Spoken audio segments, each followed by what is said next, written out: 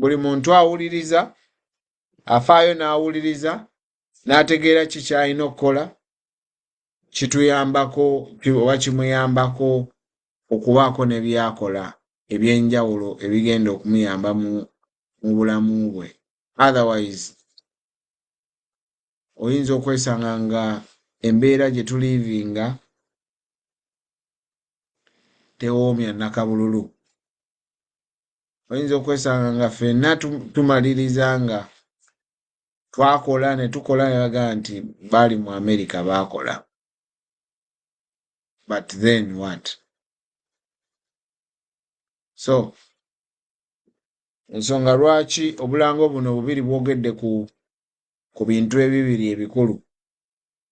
Bwogedde ku retirement nti gwe retirement yo giplaningidde ki? Buli lunaku olukya ogisemberera, buli lunaku lw'olaba nga lukedde kati buzibye kitegeeza tugisemberedde olunaku olulala, tugisemberera olunaku olulala, tugisemberera olunaku olulala. Naye retirement eyo ogiplaningidde ki? Mu retirement wandiyagadde osigale ng'oli mu retirement yo naye ng'ate okyatya oli mu kulowooza mabanja? Simanyi.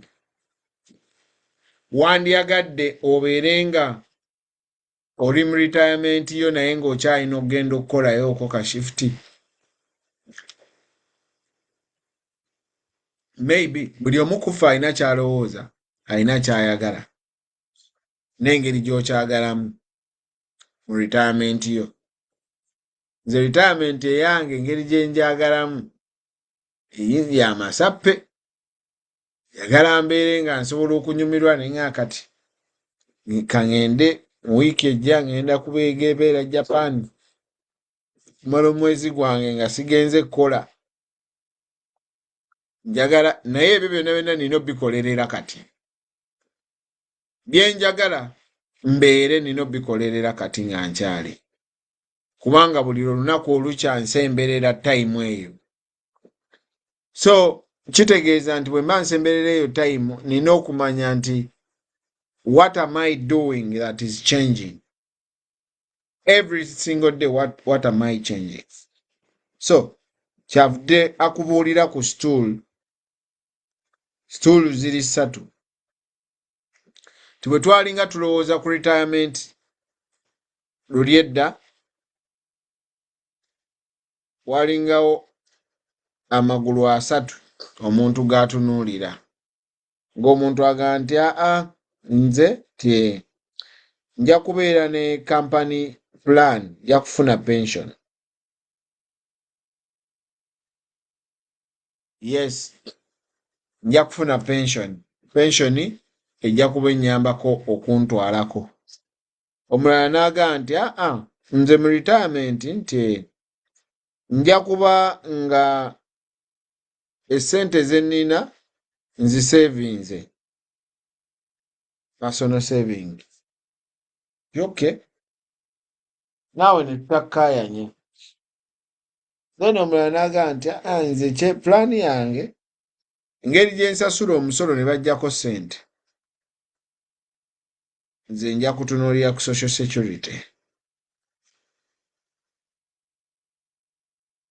Okay, nakyo kisoboka. Oyinza okuba nga ogenda kulya ku social security naye ekizibu nti essente zonna olwaleero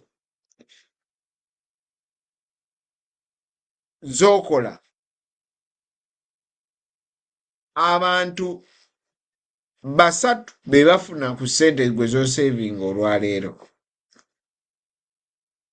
So nga luli abantu baabanga 40 abaafunanga ssente ezo. Kati ekyebuuzibwa nti gwe ogenda kukekkereza bajeti yo nnyo? Maybe. Naye abaffe singa embeera etabuka wakati mu kukekkereza n'oba nga ate olina okukekkereza era, because okukekkereza ky'otayina kitegeeza tosobola kuliivinga. naye singa embeera etabuka noga nti kaakati bannaye buli kimu kiganye embeera Haman lwakuba taliiko wano naye yabadde ambuulira ku mbeera gy'asangamu abantu gy'akolera ng'omukyala kinkoze bubi nnyo okuba nga Haman taliiko lwalibeerako nja kumugamba atunyumiza emboozi omukyala gye yabadde amunyumiza omukyala ali yazaala abaana 2 n'omwami we naye nga mukyala yali mukyala dokita omwami yali dokita omukyala nga nansi kitegeeza mu bufunzi mu kubalirira okutono kikulaga nti baayinamu ku ssente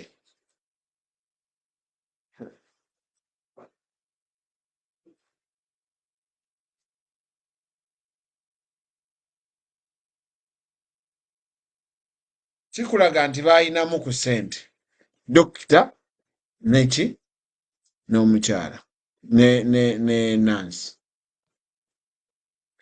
naye dokita ye bbaawe yalwala n'akomayo n'afa yalwala n'afa sijjukira I think oba yalwala kansa ndowooza n'afa omwana we omu ye yalwala kansa ye waali dokita yafa naye sijjukira kye yafa naye nga yalwala then omukyala ayina falls agwa so kitegeeza tasobola naye kubeera yekka kubanga buli kaseera aba agwa obulwadde neerabidde nabo bwe babuyita naye balina omwana omu gwe wandigambye nti oyo yateekeddwa okutununula mu famire taata yafa maama mulwadde omwana omulala mulwadde muganda we naye omwana oyo yanyiiga nti abazadde baalina ssente naye baamutwala mu ssomero lya gavumenti tebaamutwala mu private kakati ekyo kyanyiza omwana era bwe yamala okusoma n'afuna omulimu n'abaviira tayagala yadde okubawuliza kubanga banne bonna abaalina abazadde baabwe abakola nga bazadde be bwe bakola abaana baabwe baabatwala mu private schools ye ne bamutwala mu public school era takomangawo kulaba maama we ne muganda we waliwo olw'ensonga nti ne ssente tebalina kubanga ennyumba ebintu byonna basically bye baalina baabitwala baagenda babitunda baakola biki so kati tebalinaawo kye balinawo mu kasente kati ali eyo naye ali mukola famire ye now ffe nga tutuula wano nga tulowooza nti nze nsevinga ssente zange kituufu osevinga ssente zo naye osevinga ssente mmeka ezo kubanga statistics zigamba nti abantu abasoba mu miliyoni 5 mu America balivinga paycheck to paycheck kitegeeza paycheck to paycheck kitegeeza nti emmere tukola ya leero tulira by day we live by day Canada nayo bwetyo bagamba nti 30% ku bantu abali mu Canada singa afuna ekizibu $5 takisobola naye ffe ng'ogamba nti nze nja kusevinga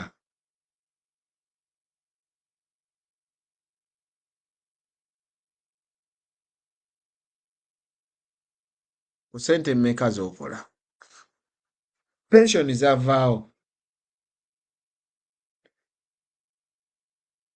kati kizibu nnyo okusanga kampani ng'egaba pensioni nejjukira n'okugaba pensioni eyo wali olina okuba ng'ogikoledde kampani eyo ng'ogikoledde okumala ebbanga ddene nnyo myaka nga 2 era ekyo kye kyasibanga abantu ku mirimu okusinga. Kati pension yadibizibwa ne tufuna 401k. Era abantu bangi nnyo abalina 401k. Naye nze ntera okubuuza ekibuuzo nti olina 401k nti ye ogitegeera kyenkana ki singa weewa scale of 1 to 10? Ebiseera ebisinga nfuna ansa ng'egamba nti nze mmanyi kimu nti ninayo ssente zange bazinzijako. Ngamba okay. Oteeka ssente mu kintu ky'otategeera. Sigamba nti 401k mbi, naye ngamba nti lwaki tuwandibadde, why don't you interest yourself into learning about that 401k? Kubanga oli mu kugiteekamu ssente zo.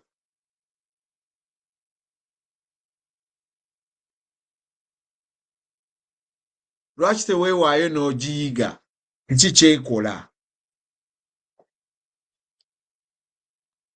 Kampani ezimu tezimaakinga. Oteekamu ssente naye nga tebakumaakinga.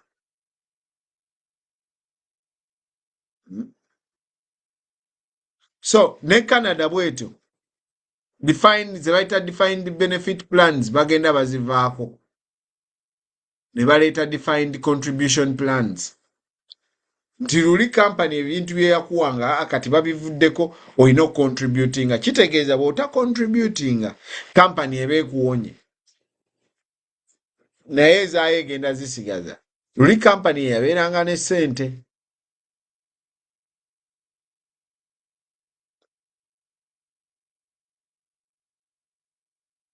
Olumu twegamba nti anzi contributing to social security, naye nkugambye nti mu myaka gya 40s for every retiree, buli muntu eyaritayalinganga essente ezaali zicontributing abantu 4 nga ze bamuwa. Olwaleero omuntu alitayalinga afuna essente z'abantu 3.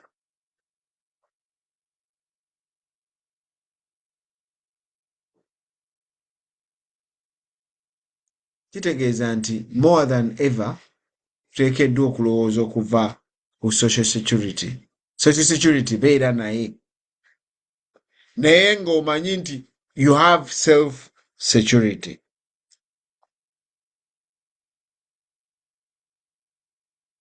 Self security kitegeeza gwe wennyini weekolemu omulimu ogambe omanye nti ninawo ssente zange ze nteeka ebbali ne zikula. Kitegeeza you need to make money. Because tosobola savinga ky'otalina. You need to make money. Ekyokubiri, you need to save money. Ekyokusatu, you need to grow that money. Don't just save. Sente zikuze, zisimbe, zimere. Tozisavinga busevizi nti anze sente zange ziteekayo mu banka ne zituula.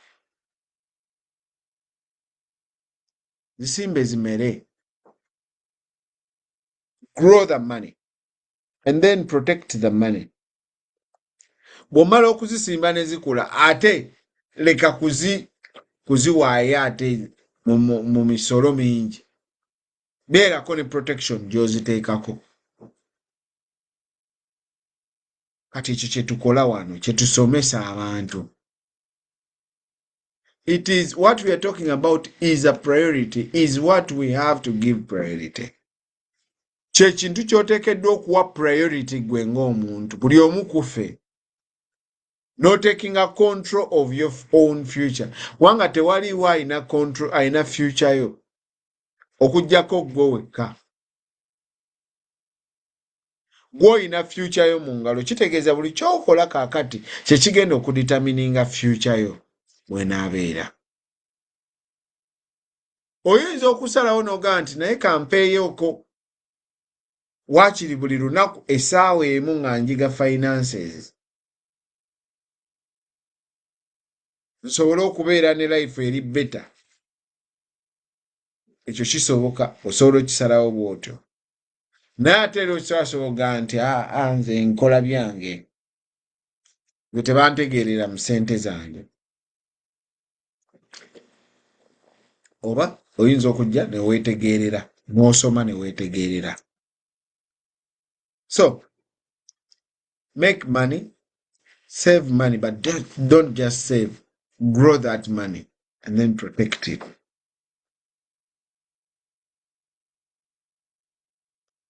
Tegeeza w'oteeka ssente wakulu. Kye tuba twogera ku rule of 72. Tigwe ddira interest rate yonna gy'oteekamu ssente ogidividing mu 72. Answer gy'emyaka ssente gye zigenda okutwala okwekubisaamu emirundi ebiri. Kitegeeza nti bwe ziba nga ssente zo ziteeka mu bbanka ng'ekuwa 0.02 kigenda kutwalira emyaka 36,000 50,000 ezo z'oteekayo okufuuka omutwalo. Emyaka 36,000 ekyebuuzibwa ogirina. Kyovula nti ogenda teekayo 50,000 olabe nga bakuteddeko ka cents bwe katyo.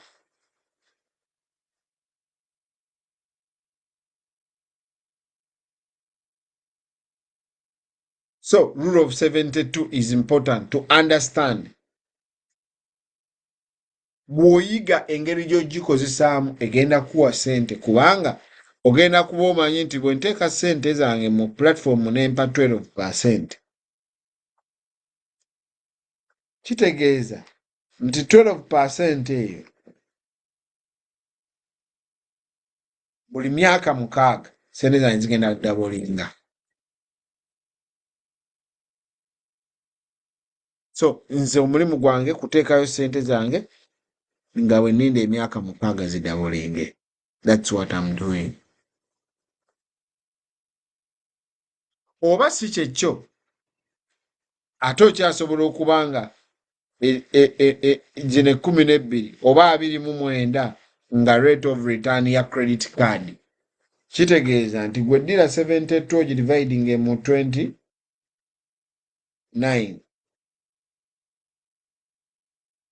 Kitegeeza nti eno credit card ssente zonna ze bakubanja buli luvannyuma lwa myaka 2.5 ogenda kuba ng'ozaayo twice ssente ze weewola. So ebyo byonna bikulu nnyo tubyogereko tubitegeere.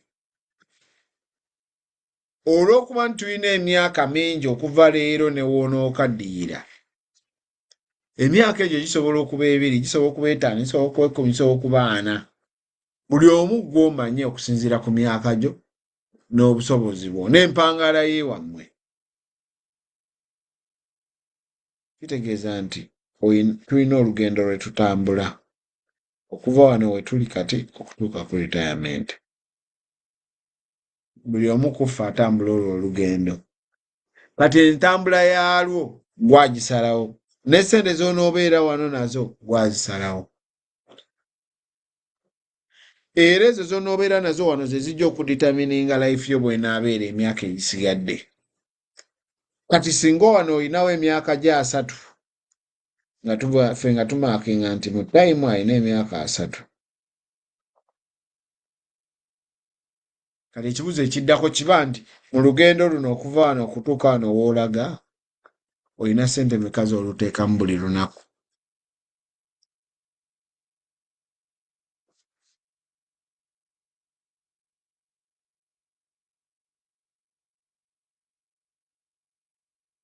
Ebiseera ebisinga awo we tufuna obuzibu.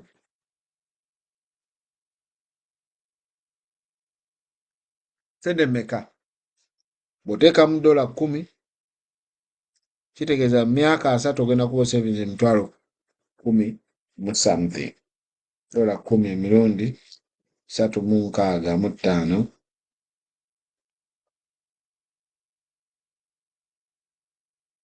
Myaka 3 gy'emitwalo 10,800.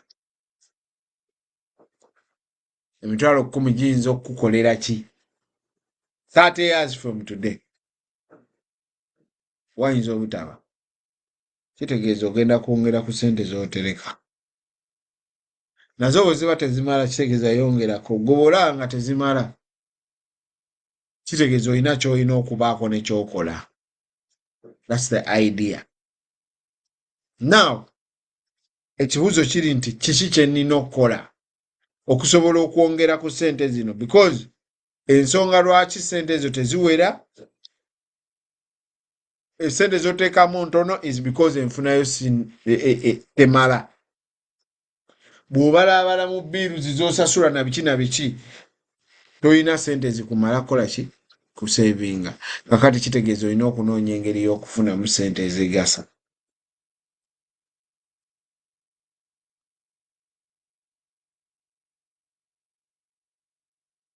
Ekyokubiri,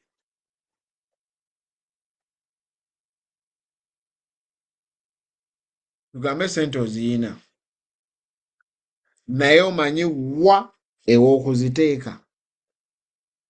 Yes, njagala mbeere n'emitwalo $1 million, let's say. My goal, everyone's goal should be at least having $1 million by the time you retire. Kitone nnyo. But let's say goal yange ya $1 million by the time when I retire. How much am I contributing every day okutuuka ku million eno? Eyo, that's the money. Sente zo contributinga wano, buli lwo contributinga, ze ziditamininga z'onaabeera nazo wano. Then, what was contributing that? The rate of return eriki. Buli kikumi kyo kikomyawo meka.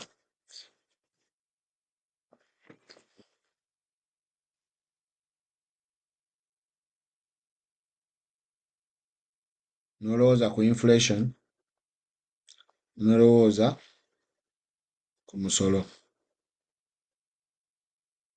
Jukira oli twagamba nti maximize the positives, minimize the negatives. Naye ku negatives, inflation tolina nnyo ky'osobola gikolera. Kitegeeza you're going to minimize the taxes.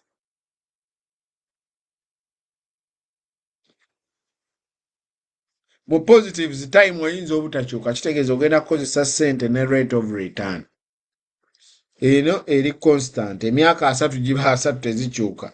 Inflation togirinaako control.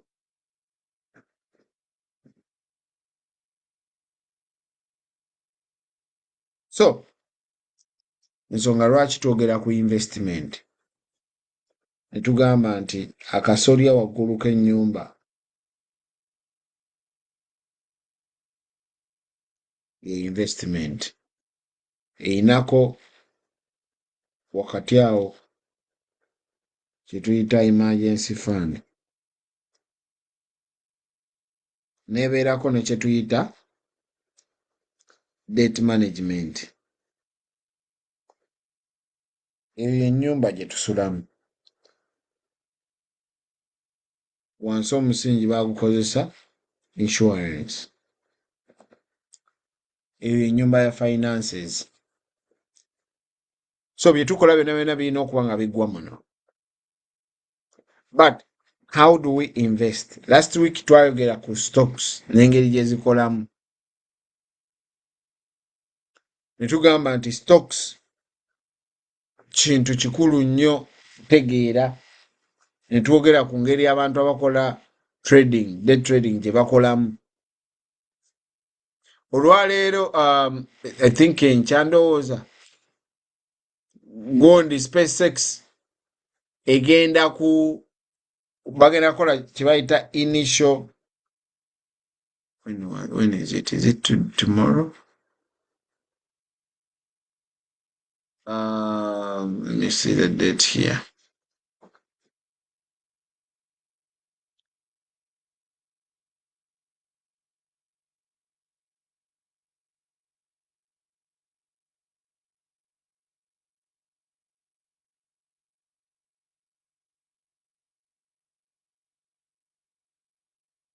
June 12 is when?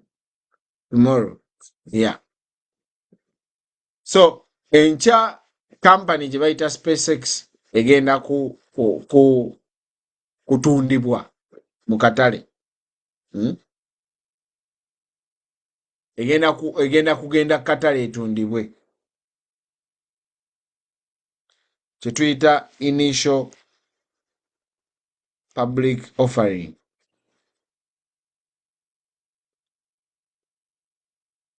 Kitegeeza initial public offering kitegeeza nti company ebaddewo naye nga bantu abakolamu be basobola ogigula ne bateekamu ssente neekola amagoba n'ebawa. Kati company yonna yonna bw'ekola kye tuyita IPO kitegeeza nti yeetadde kati egenze mu katale bagigule. But guess what? Kati olw'okuba nti bagi hypinze nnyo, of course Elon Musk, of course biki ebigiramu, genda ku mwezi, egenda mu space kulaba tusobola okuteekayo, kati bagigasse ne bagattamu zi AI ne bagattamu ebintu luli ebyetaayina ne babigattamu. Kakati ekivaamu nga n'abantu bagyesunze, SpaceX egenda public, SpaceX egenda public, then what happens? Stock yayo egenda kubeera expensive. Okay? Now, stock bw'ebeera expensive kubanga stock buli share basically egenda kubeera ku $135 bwe balaunchingira. Now, obviously abantu abasinga bajja kugula. Lwaki? Kubanga eri hyped up. Elon Musk bamulabye kyakoze ku zi Tesla zaani. So eyina chances nyingi ez'okuba nti abantu bagenda kola ki, bagenda gigula. Naye jjukira bagulako just 30% ku ezo IPO shares eziri allocated to the retail investors. Kubanga Elon Musk alina okuba nga akyalina voting rights eziwera, but ogenda kuba nga osobola ozigula. Naye okugula si kye ekizibu ddi lw'ozigula.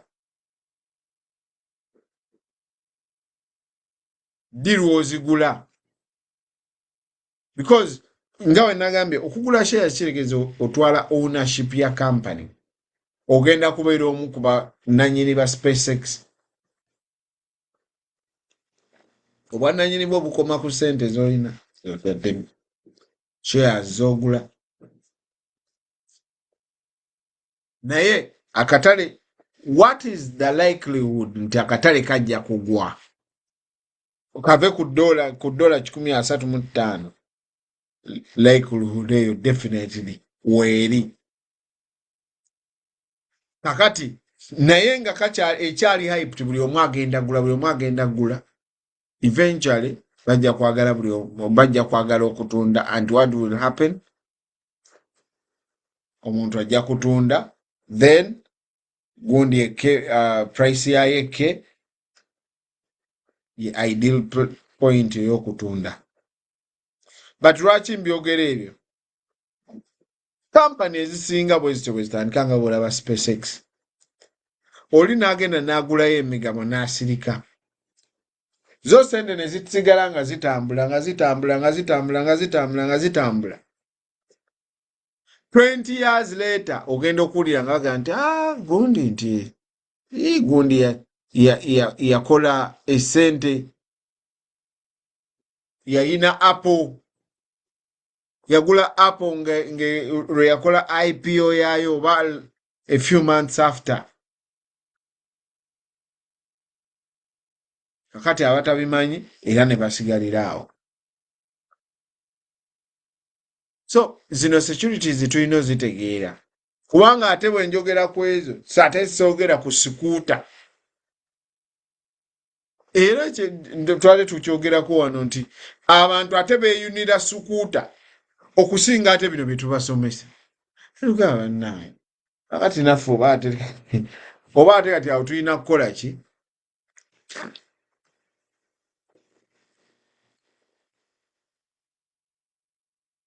So bw'oba okola investment kitegeeza nti ogenda kutunuulira migabo ki era gigeragawa sente zange buli 100 kyenteekayo kikomyawo meka. Bwe mbanga omugabo gwa $135 kitegeeza emigabo 10 gya 1,300, emigabo 10 gya 3. Ogenda n'ozigula mu myaka 3, 5, 10 onookola sente.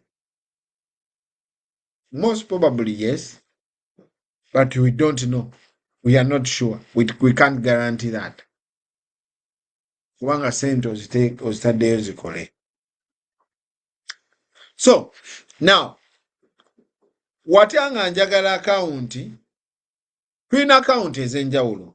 First of all, abantu mwe bateeka sente, tulina akawunti ze bayita, tukansoke ku insurance, tulina Index Universal Life. Index Universal Life tugyogerako nnyo wano nti osobola ogiteekamu sente ne zikula n'otuuka ekiseera n'ozijjayo naye tebakukyajinze musolo ozijjayo nte ng'oyinako ne insurance, wabula the element ya index neeba nga sente ze zikuzizza. Tulina account ze bayita annuities. Annuity ezo zibeera account era tujja kwongera ozoogerako ndooza wiiki ejja. Zibeera account omuntu mwakwata sente ez'awamu n'agamba nteekemu sente zange nina emitwalo gyange 10 oba nina omutwalo gwange kanguteekemu mu account eno bukole ki? Bukule. Nja zijjayo. Oba kyekyo oyinza ogamba nti njagala zimpe income nga ntuuse okuritayaringa. Kati eyo bagiyita annuity. Tulina account ze bayita mutual funds. Mutual funds njagala nzoogereko lwaleero ongera ozitegeera. Tulina account ze tuyita unit trusts oba unit investment trusts.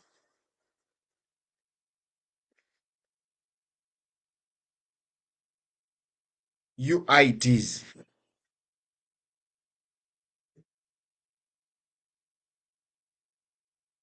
Tulina account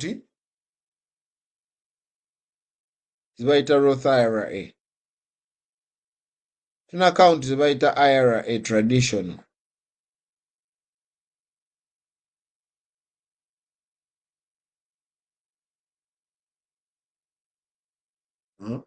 Tulina kuno kuzi IRA kuliko of course the SEP IRA, the simple IRA and all that. Unit trust nzogedde. Tulina ze tuyita exchange traded funds ETFs. Buli bamu bano ba Luganda abasinga obungi wano ba Luganda naye nga buli omu alina kyakola nga kirala era nga buli omu bw'omuteekamu sente asoboza ezimu basobola okuwa results nga za njawulo okusinziira mu ki mwotadde sente era ne papasi ya sente ezo naye nkulu nnyo. Sente ezo ozitaddeyo nga zaaki ozaagala ddi? Because for example toyinza kubanga ogamba nti njagala gula nnyumba mu myaka 3 okuva kati, nina emyaka 3 n'ogamba nti sente ngenda ziteeka mu annuity.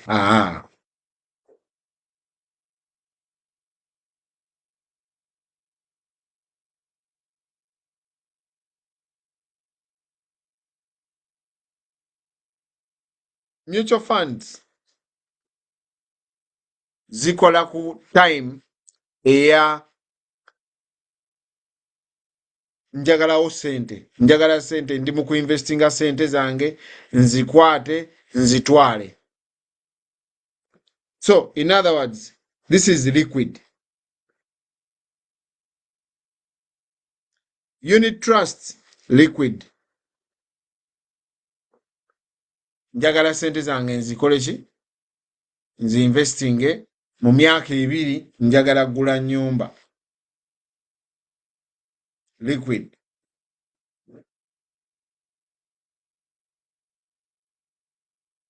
Roth IRA eri awo wakati, but okusinga it's a retirement account because it's an index, it's an individual retirement account nga bw'olaba IRA eri traditional. Kitegeeza nti kyandibadde kirungi n'ogideferringa. This traditional account is a deferred account. ETFs liquid.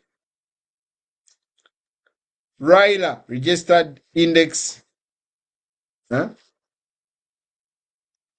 index linked annuity. Registered index linked annuity.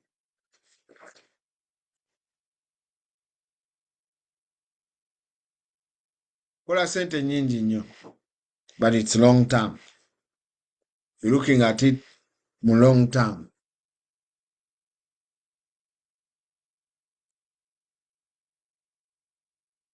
N'akawunti endala ziri nyingi za njawulo.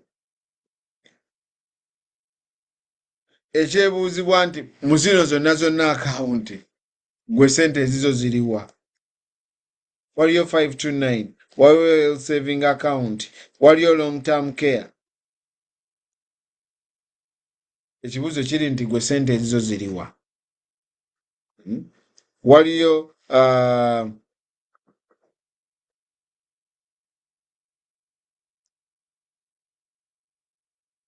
money market account. Ezo zonna account baziteekamu sente mu America.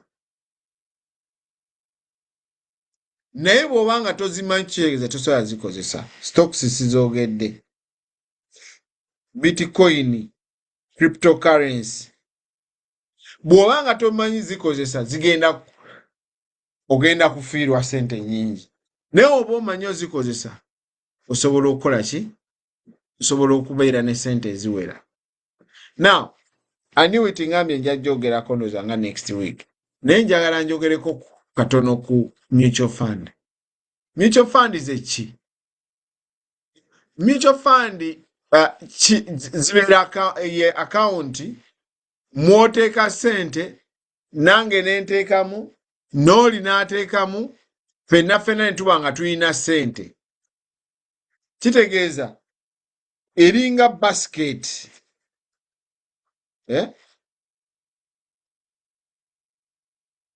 Eringa basket ya investments. Nti muyinza okuba nga mulimu ku stocks, mulimu ku bonds, oba ng'obigase. Naye okusinga sente zino zivaawa mu bantu. Abantu ab'enjawulo be bagula mutual fund. Kakati bw'ogenda mu company yo neekuteeka ku bw'ogula mutual fund mu company, katuyina emu ku company ze turepresentinga gye bayita Fidelity. Singa ogenda mu Fidelity n'ogula mutual fund, kitegeeza bagenda tunuulira basket gye bayina bakuteeka omwo. Then bwe bakuteeka omwo, professional manager ajje atunuulire kiki kye mba nteekamu sente zino ze bampadde okukola ki? Okugabanya. Kiki kye mba nteekamu sente.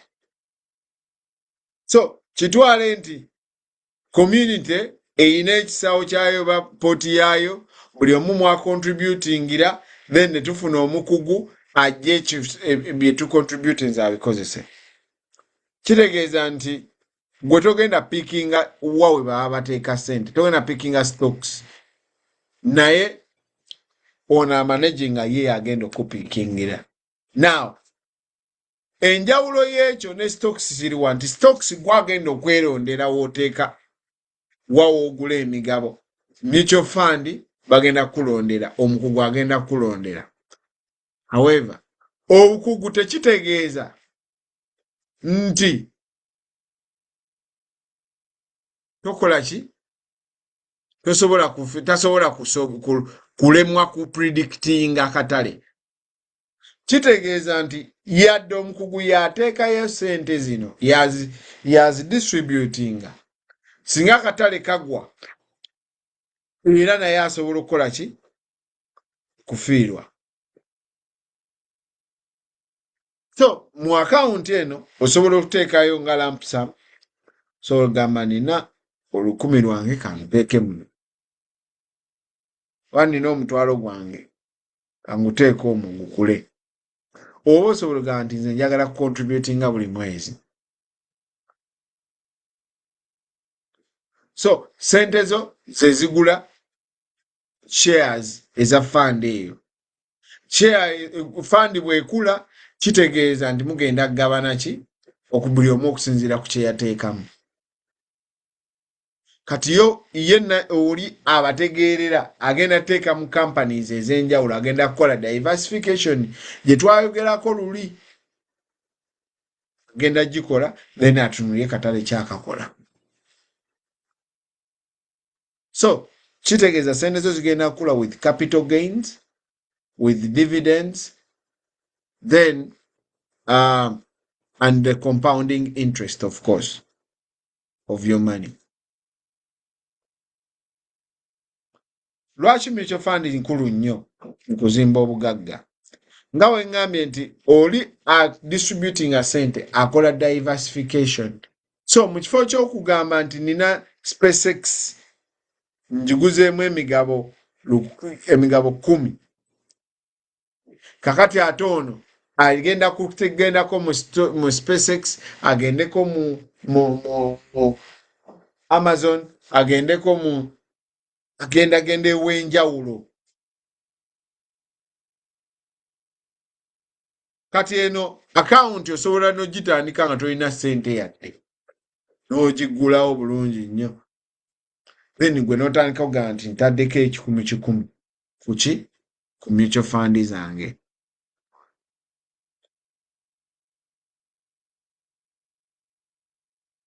So oyinza okugamba for example nti singa nsavinga $2 nkola investment ya $2 buli mwezi ne sente ezo ne zikulira ku 7% for the next 30 years.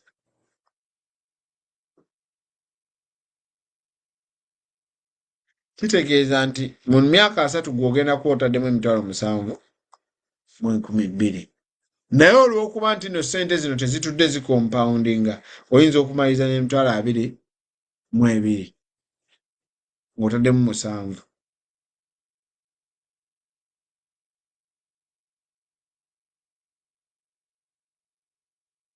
So kitegeeza nti mutual fund zino ze backbone za retirement accounts. Ezo retirement account ze tuyina nga bw'ogamba nti 401k, nga bw'ogamba nti 403b, nga bw'ogamba nti IRA, nga ezo oba Roth IRA zikozesa mutual fund munda mwazo. So mutual fund is a backbone za account zino. So for example nyinza okuba nga nina stocks nyinza okuba nga nina 401k ne bagamba nti 401k yange eri mu oba mu stocks bweziti oba mu okusinziira. So this is the backbone etambuza eyo 401k. Kati esobola okuba nga mutual fund eno eri mu stock kitegeeza bainvestinga mu companies butereevu ngenda kubeera ne growth ngeri waggulu ngenda kubeera but jjukira gy'okoma kuba growth waggulu ne risk gy'ekoma okukola ki okwambuka.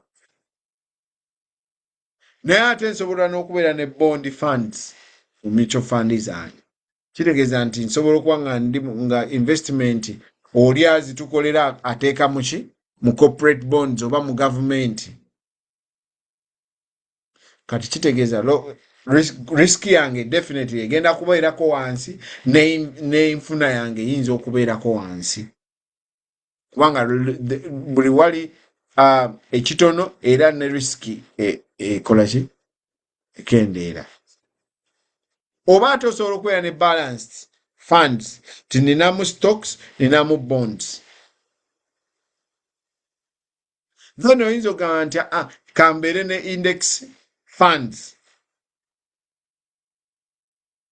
kitegeera nti bwe mbanga nina index funds nga let's say nga jukira index nakyogera luli nti kitegeeza ki index is a tracker etunuulira shares zo eba etunuulira companies shares za company engeri gye zikolamu then bo ne bakuwa akaganda oyingiremu bakuwa kye bayita weighted index nti company gundi ekoze gundi babanga abatuta average so ne mutual fund esobola okuba mu index funds tracking index fund nga bwolaba S&P 500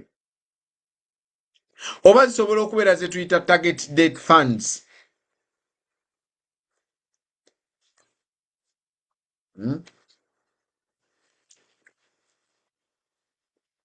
so engeri gye zikulamu nga bwe ŋŋambye gwe wenyini bw'oinvestinga sente buli mwezi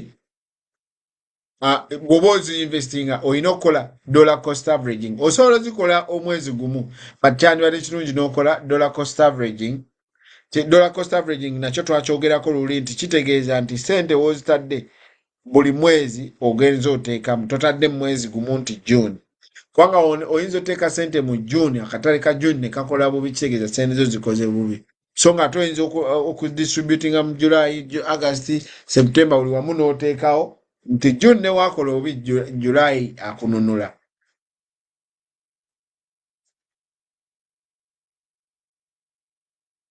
so nga we ŋŋambye mutual funds are not risk free okay kitegeeza akatale bwe kambuka zambuka bwe kagwa zigwa bw'oba ozaagala waliwo fees bw'osasula then manager oyo asobola okumanaginga ki mutual fund zo osobola ogicontributingako osobola osobola nti nze kanteke bitaano byange osobola okugamba nti kangikole nga baziggyako butereevu ku bank account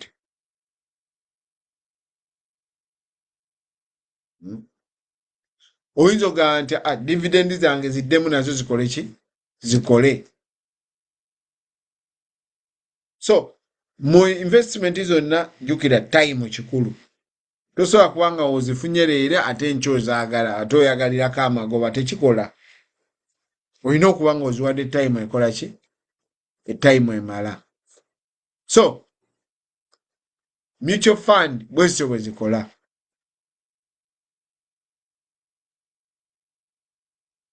then nga we ŋŋambye ziri liquid osobola okugjayo anytime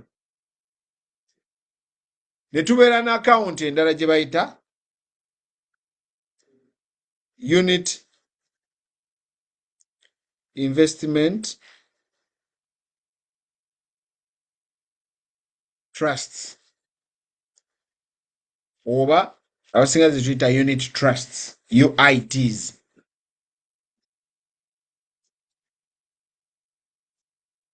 now UITs company egula creating a trust ne batandika okuselectinga investments ez'enjawulo bayinza okugamba nti tuselectinge let's say 50 stocks oba tugatte ne tuteke oba tukole bonds za 3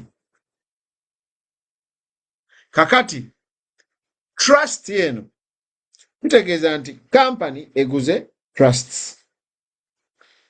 Eguze trust, creating the trust. Okay? Mu trust, kati company eno negenda negula ezo investments ezenjawulo. Kati company netandika trust gye bakoze netandika okutunda units eri ba investor. Kitegeeza nti buli lwogula unit, what happens? You own a proportion of the entire portfolio. Kitegeeza bw'ogenze company eina trust, eina creating the trust yayo netandika negula mu trust omwo neguliramu emigabo. So kati gwe bw'okwata sente n'owa company, kitegeeza nti you own a portion of the entire portfolio. Now, portfolio esigala eri fixed. Tewaliwo manager nga mu mutual fund. Ngambye bw'oteeka sente mu mutual fund wagenda kuwa professional manager akole ki? Alabe wano, tuteekewo wano, tuteekawo. Kakati wano, there is no manager. No manager is trading or adjusting the holdings. Then, osobola receiving income. Okusinziira ku UIT ki gy'olina. Osobola okugamba nti njagala UIT zange zimpengayo, let's say olina bond unit trusts, n'ogamba njagala zimpengayo buli mwezi asente, interest. Oyinza okugamba nti nina stock UITs kanfune dividends.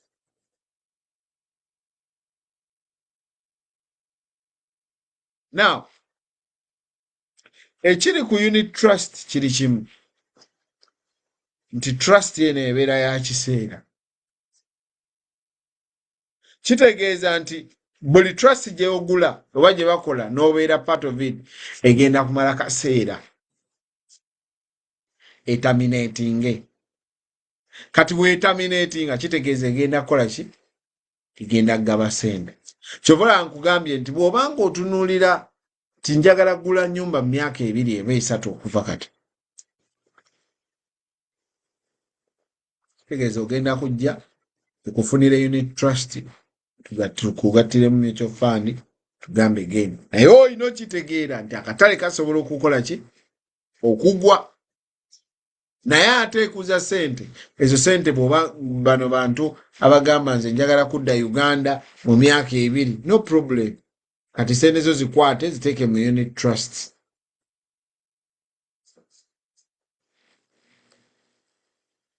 Okay? So, unit trusts designing abantu abalina predictability, asobola okulowooza nti mu myaka 2 nja kubeera wano.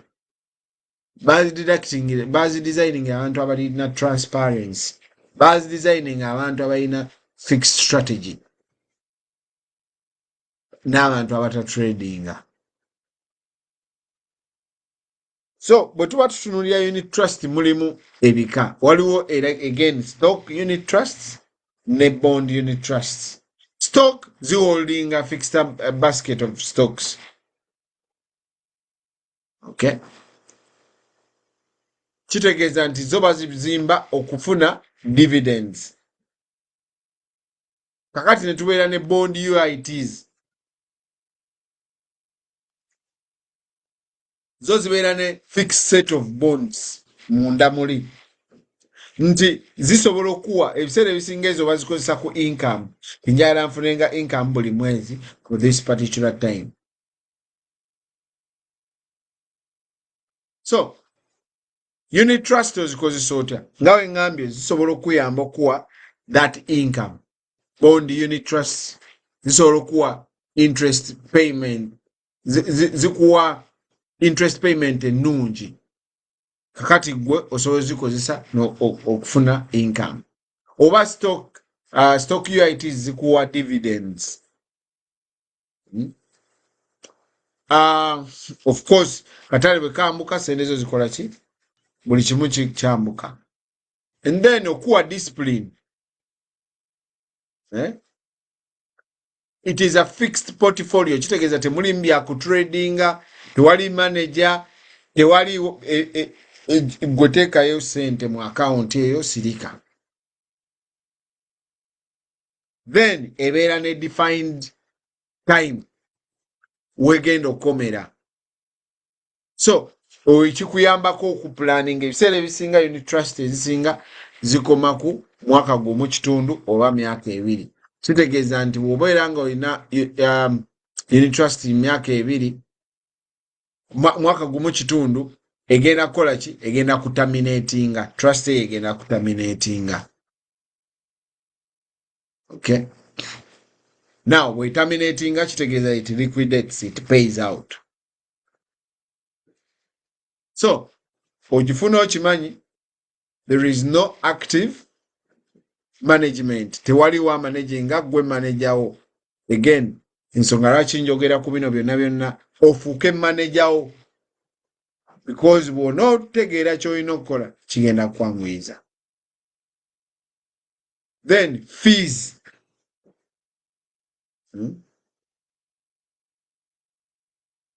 Fees. Mulimu upfront sales charges and ongoing operating expenses. UITs. Then limited liquidity. You can sell early, naye you might get less than what you actually paid. Why? Because balina okujjako bw'oteekayo sente basooka ne bajjako charges. So kitegeeza singa ovaawo, singa ozijjayo sente, oyinza okuzijjayo nga time tennaba kutuuka eri gy'olina okukola ki? Gye wandibadde oggirayo. Kitegeeza nti ezo sente zonna z'oteekamu kaakati bw'ozijjayo right away ogenda funa less the charges. Naye ate bw'ozirekayo ate charges ezo zibeera ziri covered by amagoba g'ofunye. So, then nga we ngambye, there is no reinvestment inside the trust. Buli kimu bakukikusasula kasite terminatinga bagikusasula bw'oba okyazaagala sente z'okuzongera zi-investinga zikole ki? Ziddemu ddamu ogulewo endala, osobola okugulawo endala. Okay? So, nga we ngambye, UIT fixed, portfolio eri fixed. So mu mutual fund portfolio eri managed by omuntu omugezi. Wabeerayo omugezi mu Fidelity abitunuulira bw'ati n'agamba kangule wano, ano kangule wano. Okay?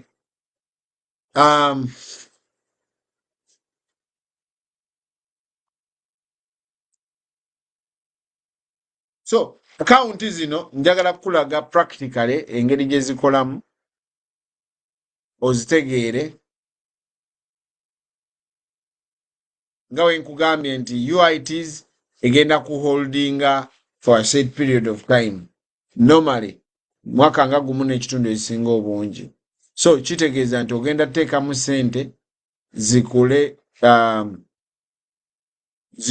zitambule for that period. Period eyo weggwako ng'ekola. By the way, unit trust zina ne buffer. Buffer kitegeeza nti singa akatale basobola okuwa nayaga nti tugenda kuwa buffer ya 10% for example. Nga kitegeeza nti singa akatale kagwa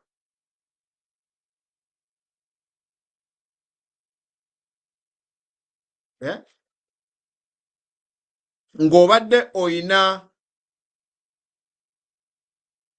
unit trust, let's say akatale kagudde by 20%, naye nga baakuwa 10% buffer, kitegeeza sente zo zigenda gwako 10%. Singa akatale kagwa by 9% nga buffer eri 10%, kitegeeza sente zo tezigenda kuwa. Kati ekyo kye bayita buffer. Unit trust ebeera nakyo. Now,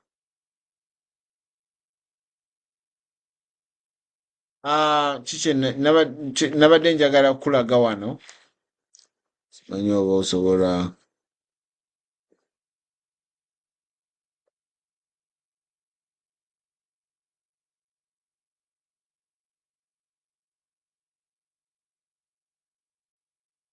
akawunti eno y'emu ku akawunti ze tuyina wano nga we ŋŋambye. By the way, osobola okubeera n'akawunti gye tuyita brokerage account nga erimu ebintu bino byonna wamu.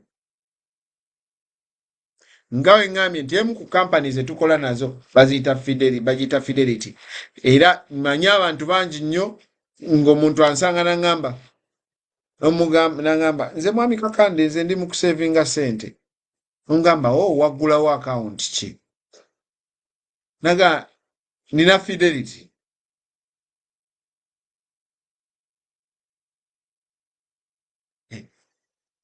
Fidelity si akawunti. Fidelity company. Emu ku company ze tu representing abagiyita Fidelity eyina akawunti zino ze njogerako kati. Zi unit trust, zi mutual fund, so Fidelity is not an account.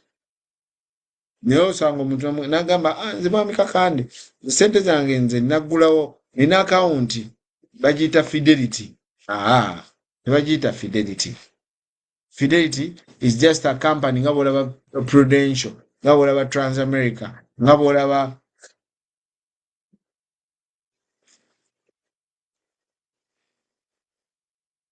now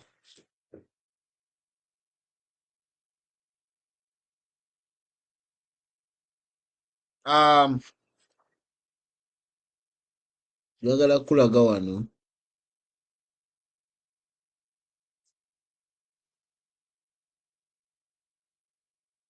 bw'otunuulira akawunti eno, this is a live example emu ku akawunti ze tuyina wano.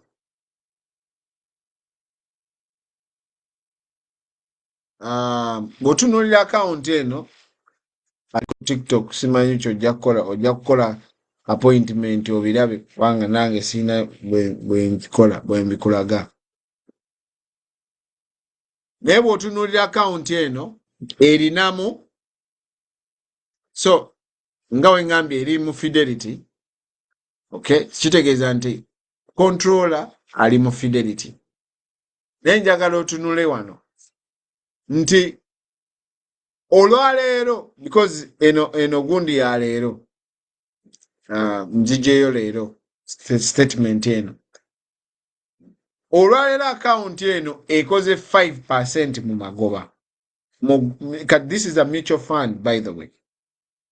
Okay, eno mutual fund ekoze amagoba ga 5% okusinziira ku sente zalinamu ze $7.1 olwaleero zekoze.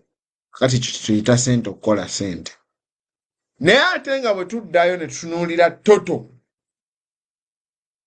okay, leero akawunti ekoze amagoba ga $7.1. Naye bwe tutunuulira toto, akawunti yakaluzinga $125. Kitegeeza before leero akawunti eno ebadde yakaluzinga $196. Okay, naye kaakati ekoze eki? Efunyeeyo $7.1 olwaleero. So kati bwe tubeera tugitunuulira kyeŋŋambye nti tutunuulira long term, tetutunuulira nnyo short term, yadde akawunti eno osobola sente ezo okukola ki? Okuzaccessinga. Okay, now nga woolaba wano gundi gye twateekako nti bakiyita batya? Ekiragiro is what? Yeah, command gye twateekako nti reinvest the what? The dividends. Nti amagoba akawunti ekole ki? Egazzeemu. ne capital gain giddemu ogi-investing. Kitegeeza kati one account eno weekoze amagoba gano ag'ensanvu gagenda kuddayo gakole ki? Ntegeerekeka. Gagenda kuddayo gabeere invested. Kyova olaba nti closing market value yabadde 1,300. Naye olw'okuba tufunyeeyo amagoba ag'ensanvu kati market value eri 1,405. Olwaki? Olw'eri command nti amagoba addamu okole ki? Oga investing. Naye nga tusobola okugamba nti amagoba tuddamu ga investing agaleke. Okay? That command. Then, eno nayo ndala.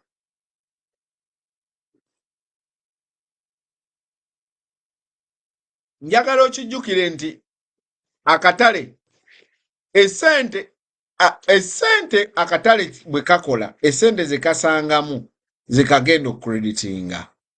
Yensonga lwaki bw'obaamu n'essente nnyingi ogenda kukola amagoba mangi, obaamu n'essente ntono ogenda kukola amagoba matono. Kati nga bw'olaba ono olwaleero lwakedde ng'ayinamu eddoola ze 7,993. Okay? Essente ze ne zigenda zikola. Olwaleero lwokka akasanvu ke ne kakola $525. Olwaleero lwokka, that is 6.56%.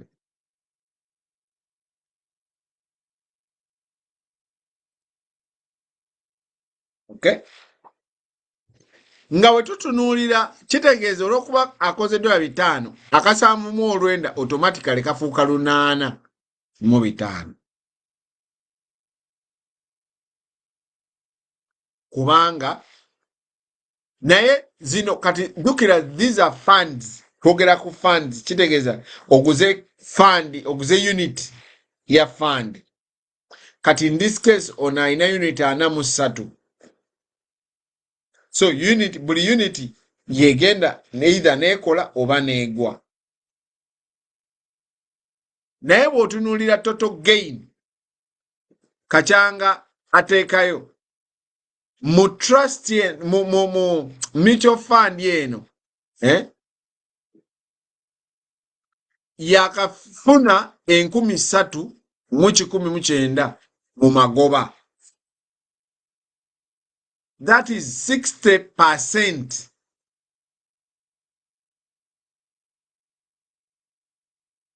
mu bbanga lya mwaka gumu.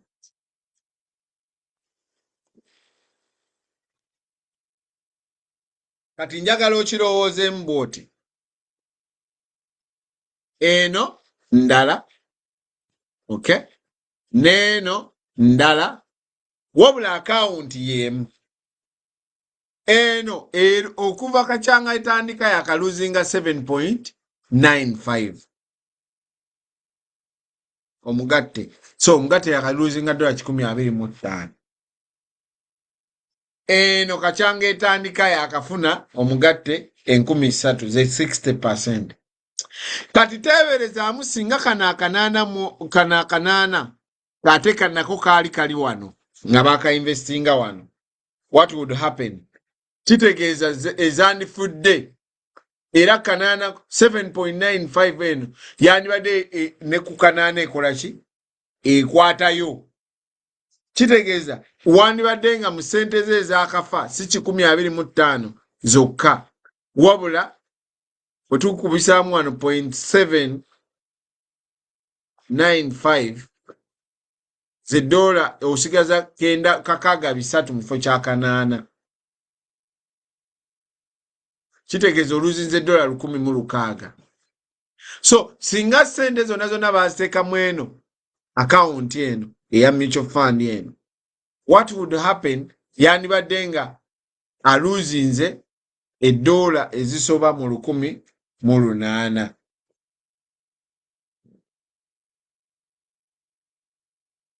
So kitegeeza ki?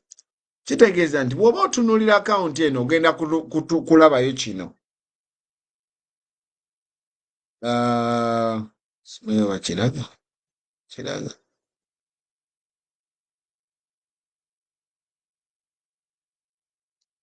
Waliwo akawunti nga ye egenda kukola bweti.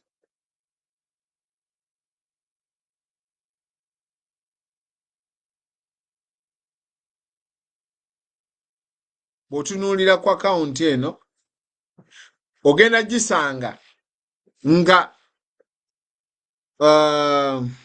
this is what I want.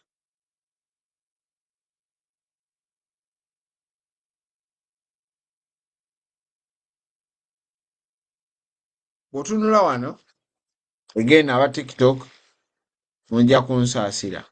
Naye bw'otunula wano akawunti eno we yatandikira. Okay? We yatandikira n'omutwalo gwa $, ne bajjako charges. Kakati kino kyekiri kye nabadde ngamba nti omuntu ajjeeyo ataddeyo omutwalo n'ogujjayo right away bagenda kuddiza $9 kubanga bajjeeko charges.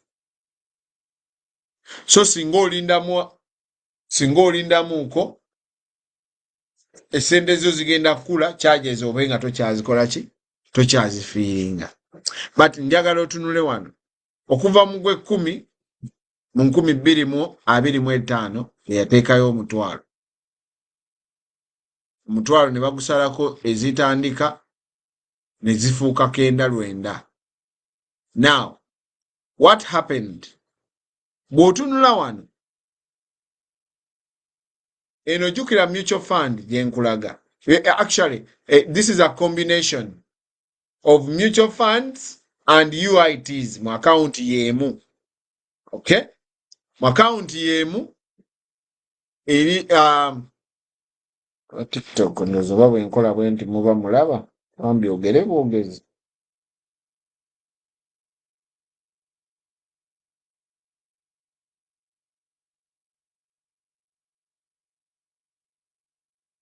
Naye oba wano muba mulaba.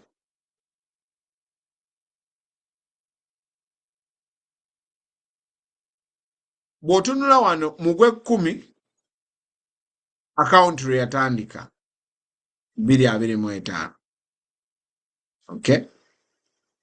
Mu Gw'ekkumi n'ogumu katale ne kagwa. N'ava ku kenda n'adda ku kenda mu meka?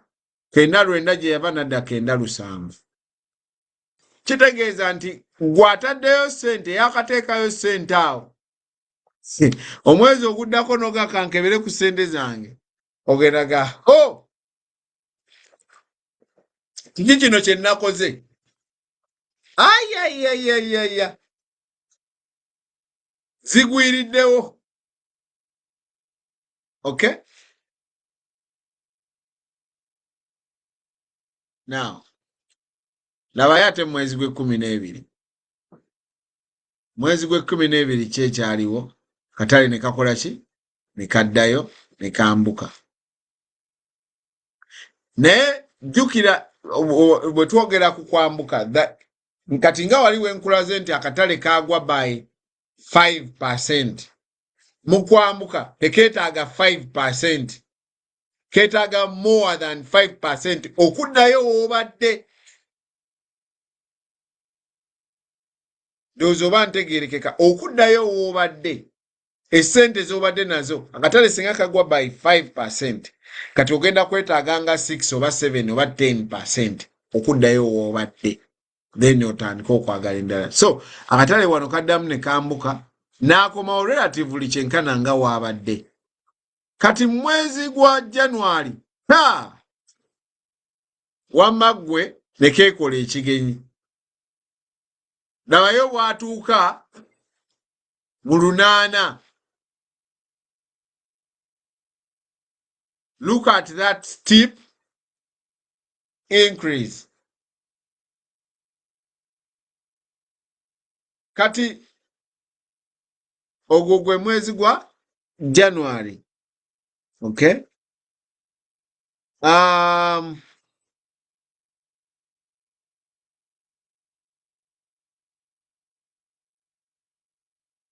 mu mwezi kati gwolaba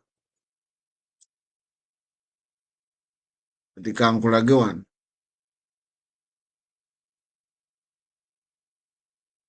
labayo wano ono January we tulabye, right? So mwezi gwa January what happened? Steep. Mu mwezi gwa February katale ne kabeera kalungi naayisa n'agenda paka mumeka gumu 1000. Guess what? Wakati wa Febu ne March katale ne kabikola n'ava mu gumu 1000 paka mu 1300 mpaka manya gumu 300 yava mu gumu 1010 nadda mu gumu 300, right? Eyo yeki eyo ye March bwatyo bwe yalabika.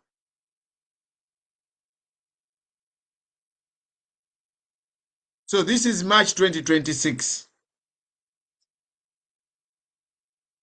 Kati akatale kitegeeza bwe kati bwe kakola. Kati bwe tunaalaba gundi endala tegenda kubanga ekyuka nga wali awo akatale kambuse oba kakkiridde okusinziira kuki kuseni. Naye nkugambye muno mulimu akawunti ez'enjawulo nga bw'oziraba wano. Mulimu money market, okay? Mulimu equity oba mutual funds. Kati mutual fund eziri mujukira nakugambye mutual fund mulimu ebika, mulimu eza equity, mulimu neza bonds. So equity the stocks basically. So kati ono 81% ye erimu equity mu stocks, then nabeera ne 18% muki mu unit trusts. Nejukira ne mu equity muno ate era baddamu ne badiversifyinga, so si nti no bateeka mu stock emu oba muki mugundi emu. So account eno eri muki eri mu Fidelity company. Kati ffe omulimu gwaffe ki? Omulimu gwaffe oba omulimu gwange ne ttiimu gye nkola nayo kukuyamba ggwe nenkusomesa kyogenda okukola, then nenkwataganya ne Fidelity ekkolera ebyo. Naye oyina option egenda mu Fidelity buki butereevu. Osobola okugaa nti nze nja kwetuukira mu Fidelity, tewaliwo yadde obuzibu. Essente ze zimu ze bagenda okuggyako mu charges ng'ogenze mu Fidelity butereevu, ze ssente ze zimu ze bagenda okuggyako nga nze nkututteyo. Enjawulo nti nze ngenda kunnyonnyola nti akawunti eno gy'ogenda okutwala egenda kukola bweti ne bweti ne bweti, then tuddemu tutuule oluvannyuma lwa kwota, kubanga bakuweereza statement buli kwota. Tuyinza okuddamu ne tutuula ne tugamba okay, katulabe akawunti yo bwekola kati mu kwota eno, ne tuddamu ne tukola ki, ne tugiraba. Okay, katuddemu tulabe kati ate ekoze etya. So kitegeeza buli luvannyuma buli lwe tugikebera obaako nekyotegeera obeera olaba okusinziira ku goals zo. Naye nga bwe nkugambye gw'okyasobola okwetuukira mu Fidelity butereevu era sikirinaako buzibu. Naye kyekiri kiddayo ku kiri ekibuuzo kye ŋŋambye kye ntera okubuuza omuntu aŋŋamba n'aŋŋamba nze mwami Kapalaga nze ndi bulungi nina akawunti eya Fidelity. Ekibuuzo kyange ebiseera ebisinga kibeera oyina akawunti ki? Tinina ya Fidelity. Kitegeeza nti ebiseera ebisinga omanyi nti olina akawunti mu kampani ya Fidelity. Okay, kiringa oli wanaakugamba nti nina akawunti mu Transamerica. Okubeera n'akawunti mu Transamerica tekitegeeza nti oyina ki? Oyina IUL. Kubanga Transamerica eyina akawunti zino zennyini zenjogerako kati essaawa eno. Oyinza okuba nga gy'oyinayo. Transamerica eyina 401k. Oyinza okuba nga gy'oyinayo. Transamerica eyina term life. Oyinza okuba nga gy'oyinayo. So okubeera n'akawunti mu kampani tekitegeeza nti ki? Nti oyina, tekitegeeza nti you have what I'm talking about. Kyengezaako okutegeeza. It is better n'ojja ne tutuula. Kakati ate ffe ekirungi kye neeyagalako ne ttiimu nti ebintu bino twabyanguyizza nnyo. Ne tubiteeka mu lulimi lwe tutegeera. Kubanga luli obadde ojja kujja olaba obunyukutanyukuta nga tobitegeera naye kubanga omuzungu yabikuwa. Kakati omuzungu akawunti eyo yennyini gy'agenda okuggulirawo ne nsamba gy'agenda okuggulirawo. Kitegeeza nsamba bw'onoomuwa ku budde nno ajja kunnyonnyola nno ssebe ebintu bino ate mu lulimi lw'osinga otegeera. Kati ekyo kye kirungi ky'okozesa nsamba. Naye okyasobola obutamukozesa n'ogamba nze saagala kukozesa nsamba, njagala omuzungu. Kubanga bakwano baffe tubayina nga yaga nti nze njagala muzungu. By the way, bw'oba oyagala muzungu naye tumukuwa. Ku services tukuweerako n'omuzungu bw'oba gw'oyagala. Kubanga era betukola nabo. Naye nze njagala nnyo otegeere ensonga lwaki nzira wano nendeekaana. So njagadde okulaga state gundi eno nti wano aba TikTok kansooke mbazeeyo era olabe wano.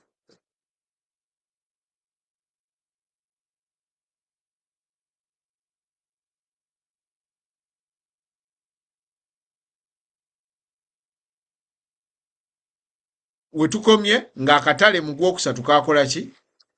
Omuntu yawa madduka ye waggulu okukakana ng'ali wansi.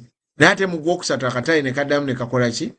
Ne kalinnya ne kagenda paka waggulu. Okay? N'atuuka mu gumu nga 107. Abange yatuuka mu gwokuna ate ne kabikola. Paka n'agenda paka mu 1,300. Akawunti eno yatandise mu October. So njagala otunuulira ekintu kino. Ntaddemu ssente zange omutwalo gumu mu October 2025. Mu May wa 2026 gy'emyezi ng'emeka? Emyezi nga 7. 1, 2, 3, 4, 5, 6, 7. Emyezi 7. Eyataddeyo omutwalo gwange nina gumu kyenkana gumu 4.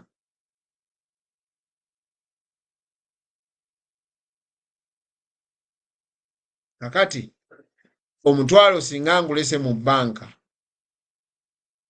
mu myezi egyo 7 nandibaddemu na ssente mmeka?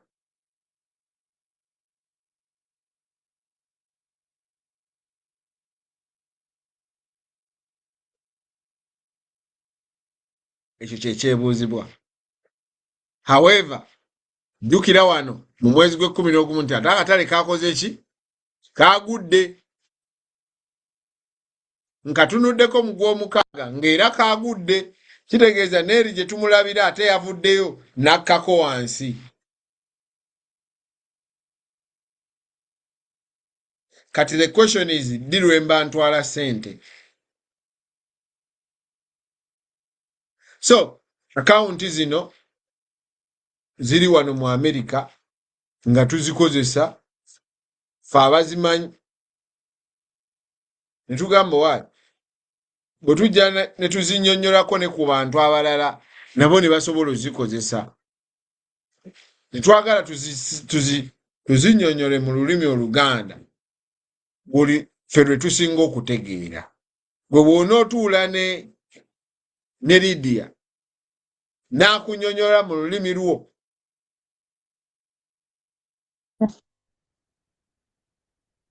ebintu bino ojja bitegeera okusinga kuwulira nina ssente mu Fidelity, nina ssente mu Transamerica, nina ssente naye nga tobitegeera. That's my number one question. Ye nabuuzizza nti yes olina ssente mu Fidelity nti between 1 and 10 essente ezo akawunti eyo gitegeerako kyenkana kino. Watya ng'ogireetedde nze nengikunnyonnyola negamba okay kati na akawunti gy'olina ekola bweti ne bweti genda. So tulina emisomo gy'abaana, ebintu bino twagala abaana baffe babiyige nga bato.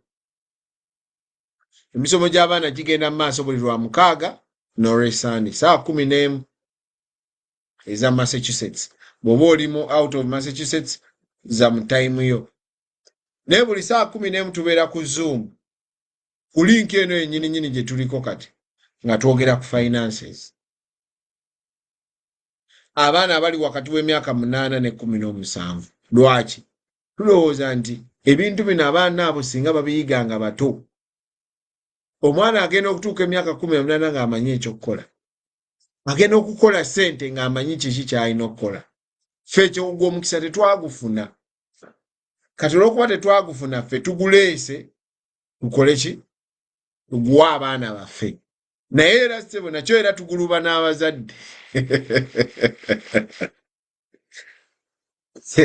Tuguluba n'abazadde naye nga kyalina okukola kuteekako Zoom n'ateerako omwana namuga atuula awo osome.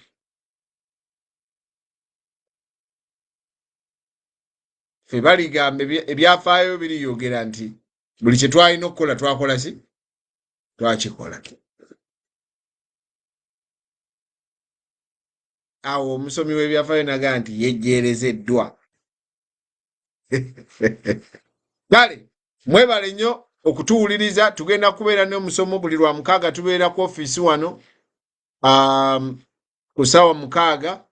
Ennaku z'omwezi 4 July tujja kubeera ne quiz z'abaana final quiz. Era omwana n'asinga ajja kuba awangula ssente era nga tujja suubira nti omuzadde we ajja zimuteera mu ki?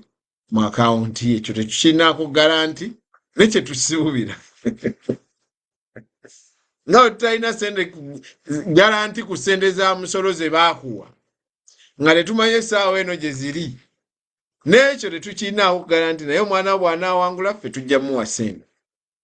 Bw'oziteeka ekyo kijja kuba wuwo, naye nga twandibadde tuteesa oziteeke mu akawunti ye zitandika okukola amagoba. So tulina omusomo ogwo. Then ng'ennaku z'omwezi 27 tujja kubeera n'omusomo omunene nnyo wano ku ofiisi 27. Ate ng'ennaku z'omwezi weekendi nga 11 awo ndowooza tujja kubeera n'omusomo omunene California eyo. Ate tulyoke tuwolekere omusomo ogwa America yonna oba conversion. Conversion eyo ebeerayo buli mwaka ekuŋŋaanya abasomesa finance bonna mu America ne Canada mu kisaawe kibeeramu abantu 3,000 nga basoma busomi bikwata ku finance. So omusomo ogwo gwe musomo gwe nagendamu nenzuukuka nga nindako neebasa ebbanga kino kimala neetaaga okuzuukuka. Kati naawe buli muntu ali kuno mbadde nkusaba tiketi zaggwayo dda ez'omusomo ogwo, naye waliyo abantu abaagula tiketi extra. Kakati olumu tubeeraawo ng'oli agamba omuntu owange yalwadde oba ne tufunayo tiketi. Kakati gwe ali kuno nandikusabye kwatagana n'omuntu akuyise nga nti owaayi wabaawo omukisa gwa tiketi ziri mu $275 275 kisinziira omuntu oyo agitunda sente zagigula ko naye nga twazigula 250. So kwatagana n'omuntu akuyise omugaye nti bwe wabaayo omukisa gwa tiketi njagala nkwase sente yabeere nazo tiketi bwefunika agigule buguzi kubanga tulina omukutu kwe tubeera ne bagamba nti waliwo alwadde bannaye ani ajagala. So bw'obanga gwe oli mu pipeline already fe tugambe nti owaayi tiketi n'ogigulabinga naye omusomo guno gwe musomo ogugenda okuzibukula emisuwa gy'okutegeera finance n'okutegeera financial system ya America. So mwebale nnyo. Simanyi oba waliwo alina ekibuuzo.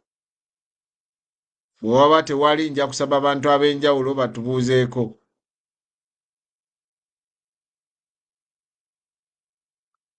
Grandpa Jajja kania mute. Sebo mwami Jajja. Wanyu mukama wange oyagala kusala oyagala kubba myaka gyange nkulaba kati. Yakwakana nti sijirina wanyu mukama wange. Sebo webale kujja. Amina sebo. Gwe gusoose okujja wano ku musomo gwo. Wano we gusoose ne tubadde tusinkana eri ewalala. Kiki osinza okufunayo olwaleero ku bye njogedde? Manyi nsabuka. Okusabuka tosabuse omanyi bw'oba oyogera oyinza okuba nga by'oyogedde nga bangi like byakatujjira nga twetaaga processing okutwalamu akaseera nga bw'ogambye nti tutunulemu ku by'oyogedde ku UITs twongere okwetegereza tuyingire ensonga kubanga naawe ogeze n'ogamba nti omwana like abaana babeerayo ne Zoom like baba saawa bwezi ne bwezi kitegeeza nti mumuteekateeka okuva ku myaka emeka okutuuka ku emeka kitegeeza asobola okubitegeera kati naffe twetaagamu akaseera ate emiti ogiraba gikaddiye. So tujja biyiga mpola mpola. Amina. So question otadde wano question ng'obuuza limit ya UITs teriiko limit. Okay. Teriiko limit. Sente zonna z'olina zitandika ziggulawo account. Ne oba olina 5 byose obiteekako ebitambula. Yeah, kitegeezeka. Webale nnyo okubeerako. Sebo beera ng'ojja. Nja kujjanga insha Allah era nze omukyala yantuukirira n'aŋŋamba nti gira era ninako abantu nga 6 wano bempise. Bayite kati batubuuzeeko wano. Ndabyeko yadduse dda Shiba manyo ekwali manyo wana asobola otubuuza ako Shiba okubuuza ku bantu. Shiba ntubuuzeeko. Ye gwe Shiba gwempulira oba ono si gwempulira? Gwowulira wa? Omuyimbi we gwa. Ono Shiba wa South Sudan. Ono wa South Sudan. Oli wa Uganda. Obeera South Sudan? Yes, sebo. Esaawa eno oli South Sudan? Yes, sebo. Bambi. Kikyalo kyawo? Ndi Juba town. Okola ki Juba? Nsuubula. Nkitegeera. Okay. Olina by'oyizeeyo olwaleero? Byonna era badde sibuulirangako naye era nja kuyiga. Ekirungi ndwawo okukwata naye bwe nkwatira ddala. Amina. Yes, ekyo kye kisinga obukulu kasita obanga bw'okwata obikwata. Jjajja lwaki ansekerera? Alabika South Africa manya South Sudan gy'ogambye ye Musesa. Talabangayo mu Sudaani mweru nga nze. Ndowooza. Nkwata mu kizigo lanti.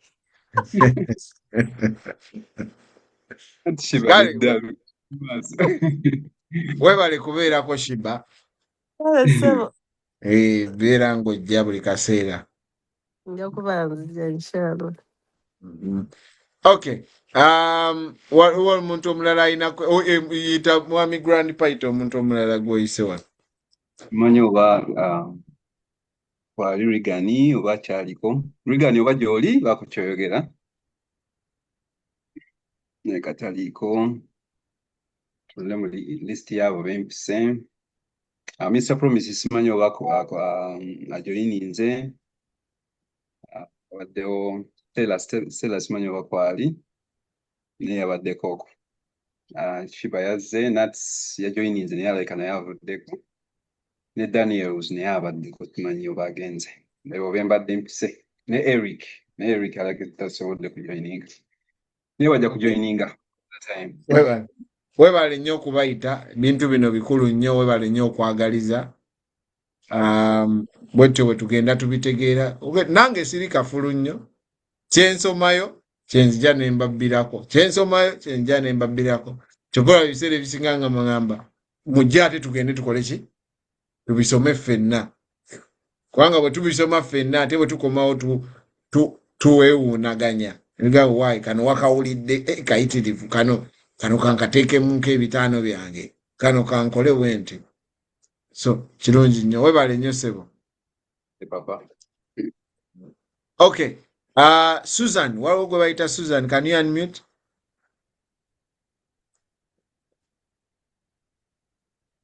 Yes. Yes, Susan, oli oti? Ndi bulungi ssebo mpozeddwa. Ndi bulungi. Ani akuinvite nze wano, Susan? Lydia. Ono ye Susan Biso.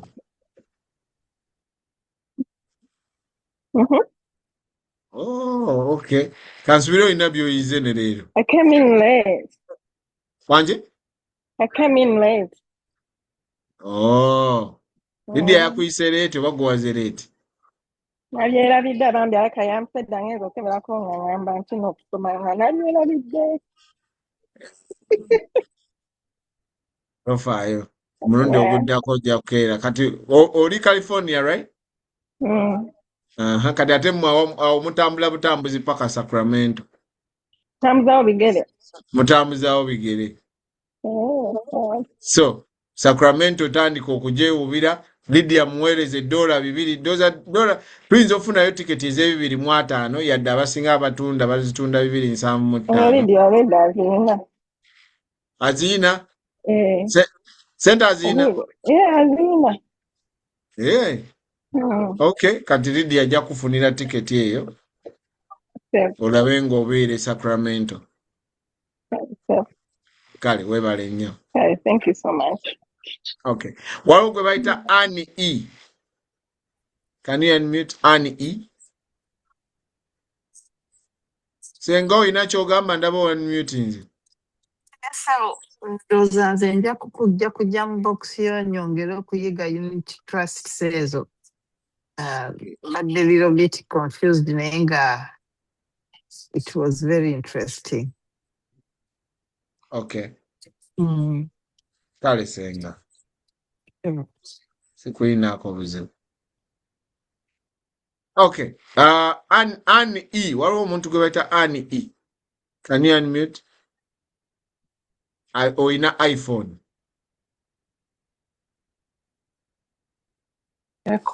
Kwendi naye sisobola kwogera naye nze wa bulijjo. Yego wa bulijjo. Diana yayampise. Oh, okay. Kale webale kubeerako Diana ajja kukwasaganya. Waliwo aliko Galaxy A37. Can you unmute?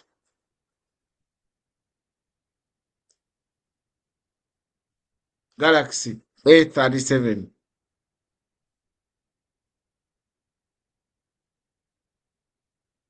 Waliwo iPhone.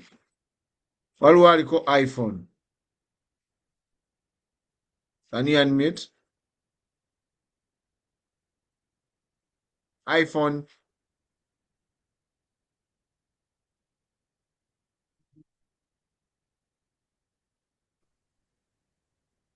Mbalabusizaako bannange. Oyo Priscilla. Yenze ssebo. Priscilla. Sira nsanyisa okuwuliza nnyabo. Nange ssebo nsanyusa okuwuliza weebale omusomo. Weebale kubeerako nnyabo. Weebale na kutangaaza nti buli ssente yonna gy'olina osobola okuinvestinga. Bwe kiri. Kubanga abalala bonna babadde batya nti baamaze sinaziweza. Kaakati weebale kitangaaza okubagamba nti buli koolina konna oyinza okukateekayo n'obeera ng'ate ofunamu okusinziira bw'oteekayo era. Bulungi nnyo. Naye of course tosobola teekamu 5 n'osuubira okufuna amagoba ng'owe5. Anti ofuna okusinziira bw'oteekayo. Nfuna okusinziira ku nfunayo. Weewaawo. Weebale nnyo. Waliwo gwe bayita Linda Naba. Can you unmute?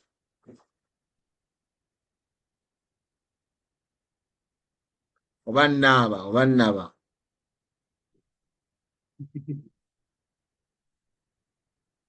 Linda Naba, can you unmute?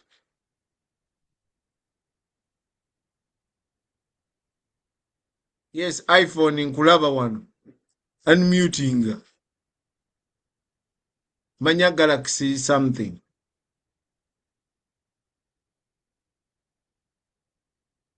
Galaxy. Okay, waba tewaliwo bantu kumbuuzaako. Nange sirina buzibu mu kumala omusomo guno. Abali ku TikTok mwebale kubeerako. Waliwo omukyala gwe bayita Rose. Waliwo Rose Mutesasya naye waliwo Rose omulala. Can you unmute and say hello?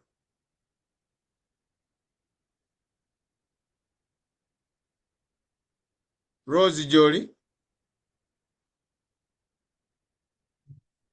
Okay. Dennis, can you unmute and say hello? Dennis S22.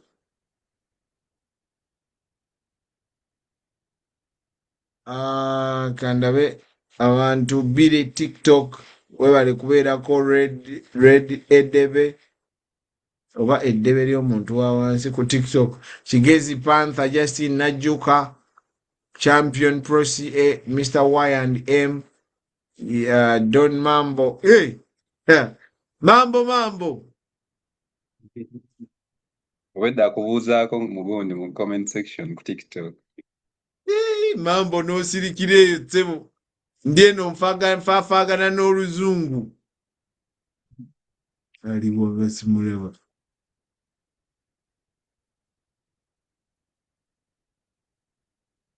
Okay. Mwebale nnyo okuwuliriza. Kansubire nti mulina kye muyizeemu olwaleero. Nga we ngambye omusomo gw'abaana gubeerayo buli lunaku lwa Saturday ne Sunday saa 11. Tuyongere okuweereza abaana baffe n'abaana b'abakwano baffe basome ebintu bino tusobole okubitegeera.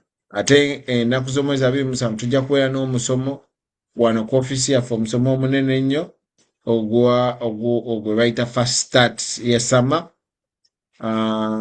So emmere ejja kubeerawo jangu ku ofiisi wano ennaku z'omwezi 27. Ate Nina ekibuuzo ekinzijidde. Kubanga tumanyi buli lw'ojja tosomesa ku kintu kyekimu, right? Kakati nga bwe wabeerayo course nti erina weetandikira erina weekoma like negenda maaso, waliwo nti okugeza omwaka gutambula then waliwo ogamba nti bwe tuba course eno okutandika okubyogerako gye bitandikira tutandika mu mwezi bwe guti. Like you can tell us about that, please. Okay, that's a good question. Kisanga kibazitowako like nekituzitowako nange nga mwendi. Yeah. Mu bufunze tuzimba financial foundation. Bino byonna byenjogera kuzimba financial foundation. Financial foundation yeriko wansi protection, nekuddako debt management, nekuddako emergency fund, newasembyayo investment. Kati ndi ku kasolya basically. Nenga gye natandikira kuki? Ku protection. Bwe tuva kasolya nga tuddayo era ku protection. Wawula just nti buli kimu tukinyonnyola ne tukiyingira mu byenda okusinga normally bwe lwandikisomye. So kisobola okimalako wiiki 2 oba 3 oba 5 oba emyezi 2 nga twogera ku investment for example. Okay, because kyensinga okwagala njagala community yaffe naddala etegeere ebintu bino from the basics nga babiyingira mu byenda nti omuntu grandpa abiwulidde osobola n'obisomesa shiba. That's the idea. Naye bwe mbiyitako buyisi waliyo investment enningi, waliyo UITs, waliyo mutual fund, waliwo ogenda sigala nga tokoze eki nga tobitegedde. Naye bwe njiyingira munda mu kyenda then osobola ogitegeera n'ogamba why nabadde ku musomo wano jangu kati nga bw'oleese abantu 5 kitegeeza bw'oddayo ogendaga gwe omusajja yayogedde ku unit trust ngenda teekamu sente zange kankole bwe nti. That's the idea. Kitegeeza nti omuntu okubitegeera obulungi kubeerawo. Exactly. Thank you. Otegeera nnyo ebintu bino. Kale banaye tujja kukanika mpola. Mwebale nnyo okuwuliriza, mwebale kubeerako wano. Champion Prosi agambye Priscilla nti akutumidde. Champion Prosi obuuza omusomo gubeerako ddi buli lwakuna tubeera wano. Yes, Judy Wuya agambye asobola okuweereza linki eya Zoom n'obeera ku Zoom. Flora yawangudde akalulu. Nange mutumidde. Aliwa ngambye no Flora yawangudde akalulu. Jackson the best. Flora yawangudde akalulu sebo. Njukiza muwala wange yawangudde bwa minisita mu ssomero lyabwe. Ati sebo waliwo akinzijukiza ku TikTok wano. Kale mwebale nnyo, mwebali eddala. Tusisinkane nate. Mukama abakuume, mweraba. Amen. Amina, naawe akukuume.